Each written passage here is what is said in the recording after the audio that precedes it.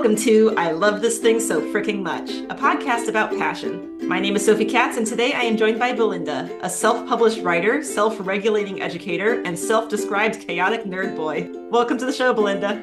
Thank you so much for having me. Oh, thanks for being here. So, here's how this works. Belinda will have 3 minutes to talk about something that they love. This can be a person, place, thing, concept, activity, anything they want. Our only requirement is that they love it wholeheartedly and want to tell us why. Are you ready, Belinda?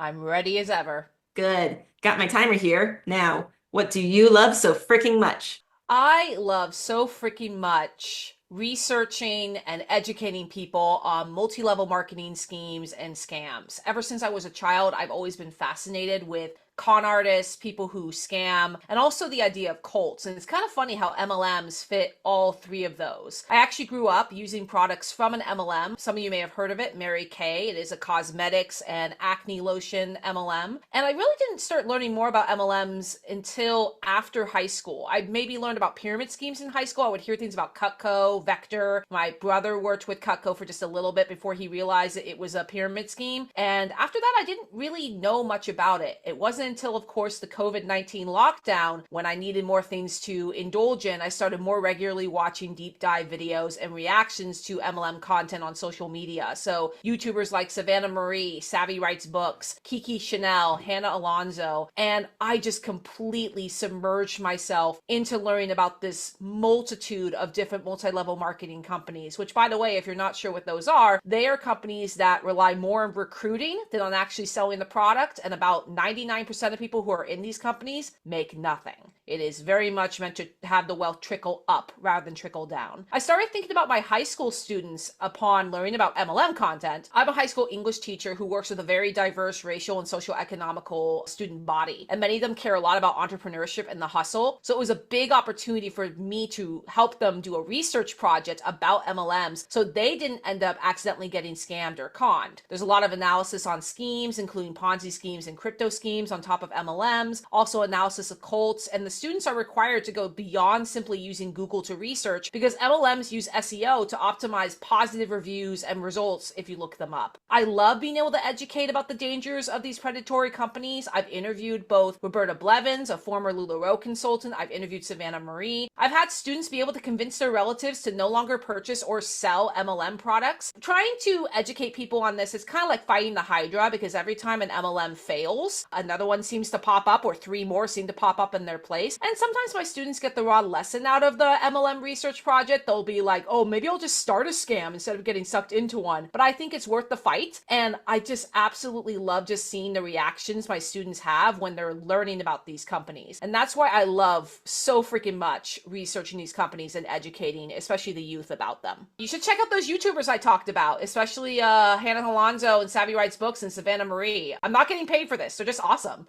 That's great. Thank you for telling us about multi-level marketing schemes and pyramid schemes today. Yeah, don't join one.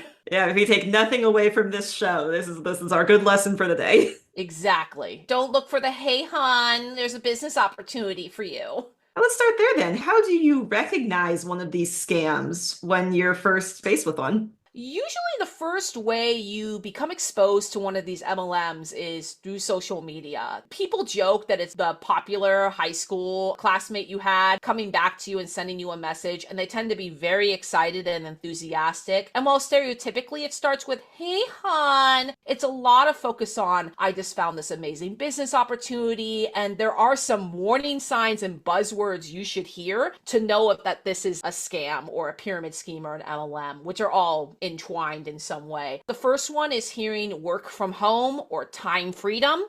Those are big red flags because many times these companies do not allow a lot of time freedom. And while you can work from home, you're practically glued to your phone. Usually they'll also start throwing around incredibly exaggerated numbers for how much you might be able to make in the company. They're also, on the flip side, intentionally vague about the company. They usually won't start out by saying, I work for insert company here, they'll usually say, I have this opportunity and I think it would be great for us to meet up and talk about it. Or what if I send you a product? Or I think you could model for my skincare or something like that. They'll usually say it's their own business, like they're a business owner, but they're not. They're what you call a distributor. Some companies do those really fancy names. They don't want to call them distributors. They'll call them consultants or something that sounds more politically correct given what they're doing. And if you were to follow up on that request to talk about them, they'll usually start flooding you with information and trying to get you to buy a starter kit. So be on the lookout for those kind of messages, especially if they're from people you haven't talked to in like months or years. They're basically digging through their social media list to see if they can find people to recruit into what's called their downline, so they can start making money from the people they recruit. So what do you think it was about these scams that first caught your attention and made you go, oh, I need to learn everything about this and tell the world about this? I've always been fascinated by anything I've seen as remarkably clever in terms of scams, but also compared to con artists I've researched and scam artists and liars that I've researched before, MLMs are remarkably absurd. And I absolutely love the absurdity of these companies trying so hard to promote themselves as women empowering and you can make yourself an independent income from home. It sounds like it wouldn't be so alluring, but then especially with COVID, when everyone started losing their jobs during the lockdown, people were desperate to bring in any sort of income. They had lost their own monthly paycheck. They were worried about not being able to pay rent. And that integrated with the fact that MLMs have very similar behaviors to cults also fascinated me, because as someone who was raised very religiously, not in a cultish environment, but as someone who understood how cults worked and rituals and things like that, it made me want to just dive into them more. Not only that, but just the content around MLM are just fascinating. You actually get to hear a lot of horror stories from people who have either worked in MLMs or have had to endure people trying to recruit them from MLMs, and just hearing stories from people I know going like, oh yeah, I thought I had made this new friend, or like I was going on a date and it turns out it's for like Amway or one of those bro crypto sort of scams or investment scams or Primerica. And I was like, how much do you have to sell your soul so that everyone you look at, it's like they're surrounded by dollar signs? And that sort of psychological dive, I think, helped aid my interest in the topic, because I'm just fascinated by how people tick. Yeah, at the heart of it all, there's this promise of riches that is never going to come true, and probably you're going to end up giving more money than you get out of it by far. I can only imagine that people would get to the point where they're like, oh, I'm too far in. I need to keep trying it. So I need to recruit everyone. I need to see everyone as a source of money, because otherwise, where is my money? And that's such a prime example of the sunken cost fallacy, and why a lot of people actually struggle to leave MLMs, because there is such a huge amount of shame surrounding leaving MLMs. Not only that, but you really think you found a community in an MLM. You feel like you found, in most cases, a sisterhood, because MLMs are predominantly female identifying in terms of their consultants and their distributors. So you feel like you've really made some amazing friends who all have the same goal. They want to promote this product that they allegedly believe in, and they want to create friends and community, and they want to be able to have more freedom to take care of their kids, because many women in MLMs are white suburban religious moms. So the risk of you leaving is you have to come face to face with the fact that not only have you alienated potentially people in your life who were originally close to you, but there's about a 99.9% chance that those people who you thought were your friends in the MLM will never talk to you again if you leave. Some of them are even instructed never to talk to you again. And that's where, again, the cultishness starts oozing in this kind of sinister way. One thing also about educating my students, like I said, they've been able to talk to family members and ask them questions and get their family members out of MLMs. That deprogramming is really, really important.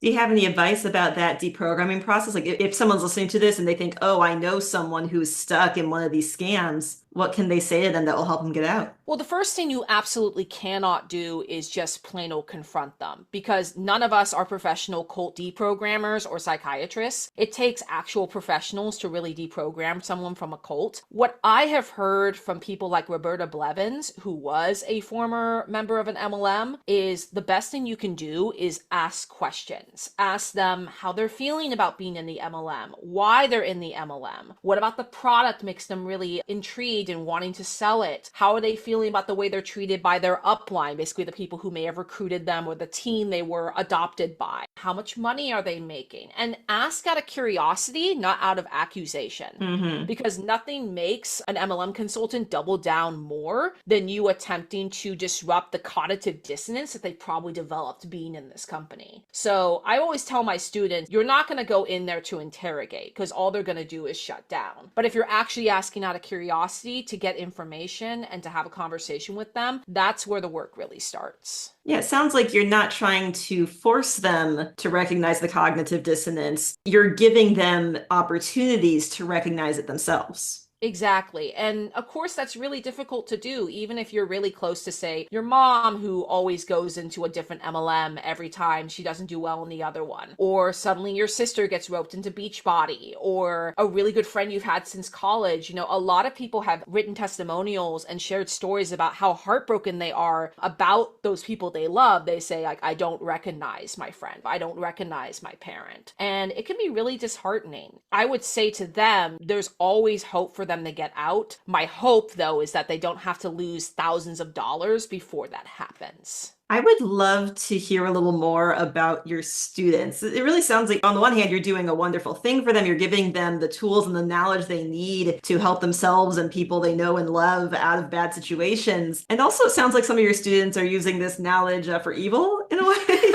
I can't tell if they're joking or not. You just can't tell with teenagers, because I work predominantly with 10th and 11th graders, and the 11th graders are the ones who do the MLM research project. Most of the time, my students really love the project because they realize, first of all, they might be supporting an MLM that they didn't recognize was an MLM. For example, you have no idea how many times my students are like, Tupperware is an MLM? They have no idea. That history is so complex and so intriguing if you actually dig into that, but that'd be a whole other podcast, honestly. As far as my students who, whether they're joking or not, talk about starting a scam, the thing is, you have to remember about the culture right now, especially on social media, is that Gen Zers and Generation Alpha are really used to scams popping up even with predominant content creators that they absolutely love. And because of the risk of that parasocial relationship, I know about preteens and teenagers who have lost money time and time again investing into what their favorite YouTuber says is the next big crypto craze or the next hot item that they have to invest in. And they usually are a victim of like a pump and dump or a rug pull. There's not a lot of information and not a lot of regulation. So sometimes students, they decide, well, I kind of want to be like this. I want to be this person who can make this money really quickly. I want to have side hustles. I want to be an entrepreneur. I want to feel like I own my own business. So when they say to me, well, I won't get into a scam, but I'll run one and it's their fault if they get caught, that also means there's a lot of work we have to do with social and emotional learning, which is something that also got really hindered during the lockdown. Empathy is not rare. It just, in my opinion, needs to be polished like a gem. And that's one thing I try to do with my unit on MLMs with my students, is that I'm trying to teach them compassion about this and how we ensure that not only we don't fall for it, but we protect those we love and even people we don't know from falling for it. Yeah, it's one of those things where either you can look at this as this is just the way things are. You know, somebody is going to be stomping on someone else's neck. And then you can go from that and be like, oh, I want to be the person doing the stomping. Or you can think about it as no one should be stomping on anyone's neck. I really do have confidence that my students will understand as they get older, especially, and many of them are planning to go to university. And what flyers pop up in their dorm room? Vector, Cutco, sell knives door to door. So as long as they can identify and acknowledge and maybe help out others who might accidentally fall for it, I feel like that's a win. Belinda, thank you so much for telling us about something you love today. Thank you for having me. This was a lot of fun. And thank you, our listeners, for tuning in today. If you would like to learn more about MLMs and pyramid schemes or our guest Belinda, you can find their social media information in the episode description. And if you have something you love so freaking much you want to tell me all about it, consider this your invitation to join the show.